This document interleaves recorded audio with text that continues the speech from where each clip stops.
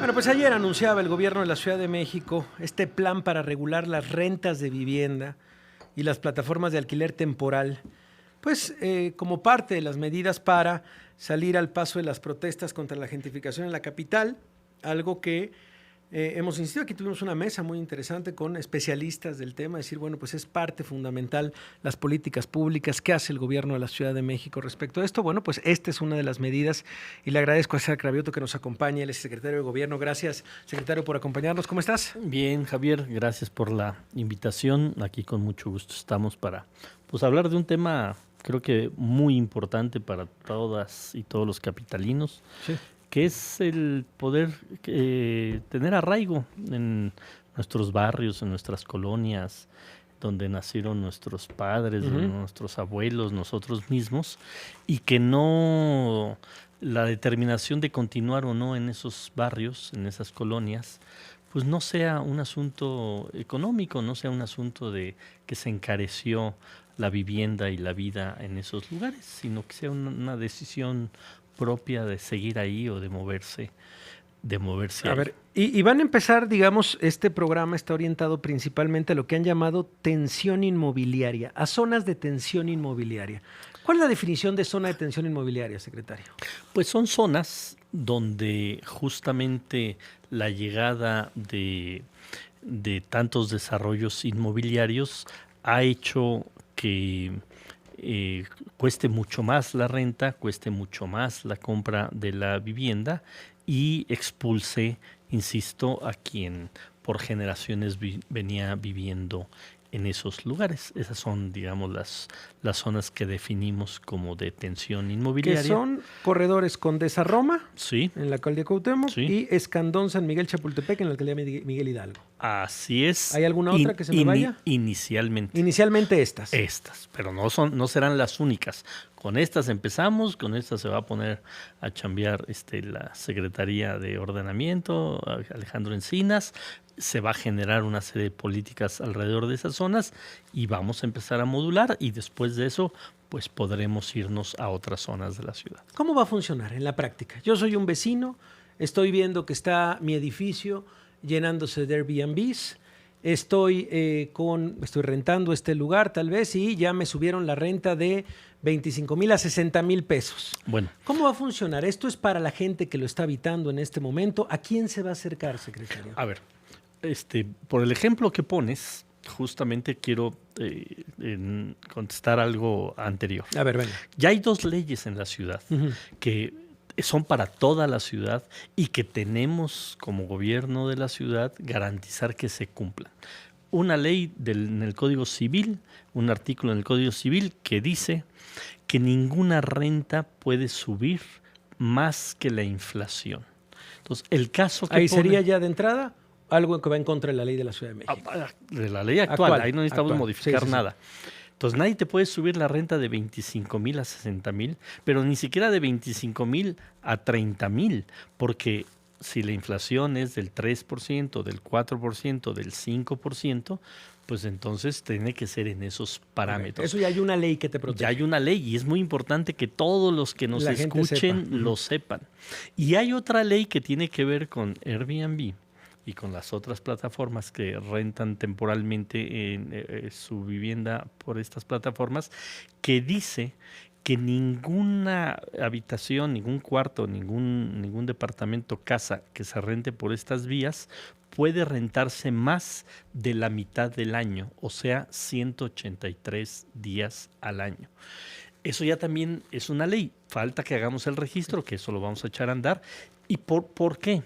Porque se vale que alguien quiera rentar por Airbnb, se vale que pueda haber quien pueda pagar rentas altas. Eso no queremos que no existan esos fenómenos en la ciudad, pero tiene que haber un equilibrio. Ni todas las viviendas pueden rentarse a esos precios porque poca gente los puede pagar, ni queremos que haya zonas de la ciudad que solo sean Airbnb y no pueda haber la renta tradicional. Dices, existen ya estas dos rentas, el ejemplo que puse. Bueno, este nuevo, digamos, plan para regular las rentas de vivienda y las plataformas de alquiler temporal, ¿qué incluye de nuevo? O sea, ¿cuál sería la función de esta oficina pública nombrada como Defensoría de Derechos Inquilinarios? revisar eso. Entonces a Javier Risco, su casero, le dice, te voy a subir de 25 a 60 mil pesos y Javier Risco puede ir a esta defensoría y decir, defiéndame gobierno porque... Pero esto ya existe, ya no tendría que ir a la Defensoría de Derechos Inquilinarios. Existe, pero insisto, nadie lo sabe y luego nadie sabe cómo acceder a que cumpla el casero con esta norma. Para eso va a haber esta defensoría. Pero también es para el casero. Imagínate que Javier Risco pues ya le gustó vivir ahí y no quiere pagar la renta y dice, ahora sácame. También es para el casero. También es del otro lado, para generar justamente equilibrios y que haya justicia entre quien renta y quien pone su inmueble para ser rentado. ¿Cómo a través de este control de rentas se pelea contra la gentrificación? Bueno, o se evita algo que y hemos insistido en las últimas semanas de la nebulosa que existe alrededor de la gentrificación. El tema de decir sí, vaya, por supuesto, se tiene que proteger por sobre todo el tener una ciudad habitable y asequible por encima de cualquier cosa, el derecho a la vivienda, pero también el tema de decir, bueno, ¿qué pasa con todos estos locales en donde también hay trabajadores mexicanos que tienen sus negocios, que están ganando, etcétera? Vaya, no se puede ver como negro y blanco, sino más bien es una escala de grises que tienen que ir ajustando poco a poco como políticas públicas. Sí, creo que lo dices muy bien. Es una escala de grises y no se trata que no haya cafeterías, que no haya estos locales comerciales que sobre todo le dan servicio no necesariamente al que ahí lleva viviendo mucho tiempo, sino al que tal vez está de paso por unas semanas por la ciudad, etcétera. Pero también tenemos que proteger a la tintorería de la esquina, tenemos que proteger a la farmacia de la esquina, porque también hay gente que vive ahí y que no solo está de paso por unas semanas o por unos meses, sino que lleva años ahí y que tiene que haber esos comercios ahí. Por eso yo vuelvo a insistir en la parte de buscar equilibrios. Bienvenidos quienes estén de paso por la ciudad, bienvenidos quienes hacen un trabajo por internet y que pueden estar algunas semanas, algunos meses viviendo en la ciudad y que cobran en dólares o en euros, pero que esos fenómenos no generen que quienes sí quieren vivir ahí permanentemente sean expulsados, porque desde que un café ya te cueste 150 pesos hasta que no haya ya los servicios mínimos para vivir ahí permanentemente. ¿En cuánto anda una renta de un departamento, por ejemplo, de 120 metros cuadrados en la Condesa Roma? No, pues debe andar yo creo que en unos 50,000 pesos. ¿Quién puede pagar 50,000 pesos? Entre unos 50 y 60. Más 50 o menos, y 60,000 pesos. Más o menos. Entonces, en estos lugares que le llamamos de tensión inmobiliaria, pues tenemos que revisar. No queremos que todas las rentas ahí sean de 5,000 pesos, porque también se viene para abajo pues la plusvalía de la zona.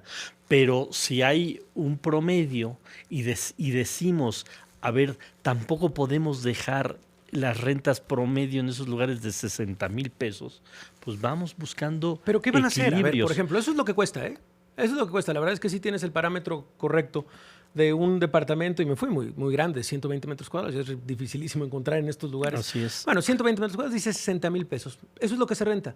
¿Qué va a hacer el gobierno de la Ciudad de México para decirle al que renta, dices, no, pues ¿sabes qué? ¿Vas a tener que bajarlo? ¿Lo van a obligar? ¿Cómo van a hacer estos diálogos? Bueno, se va a hacer justamente el estudio para ver cuál es el verdadero promedio de la zona.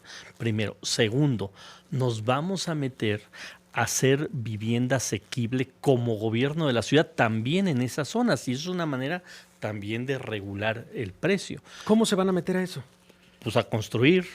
El gobierno de la ciudad hoy como nunca tiene un presupuesto para la vivienda, 9,000 millones de pesos.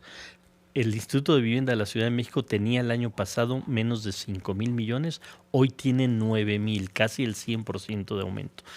¿Para qué? Para que vayamos y compremos también nosotros un terreno en la Roma y podamos hacer vivienda en renta o vivienda en venta, pero ya no a los precios de 50,000 pesos.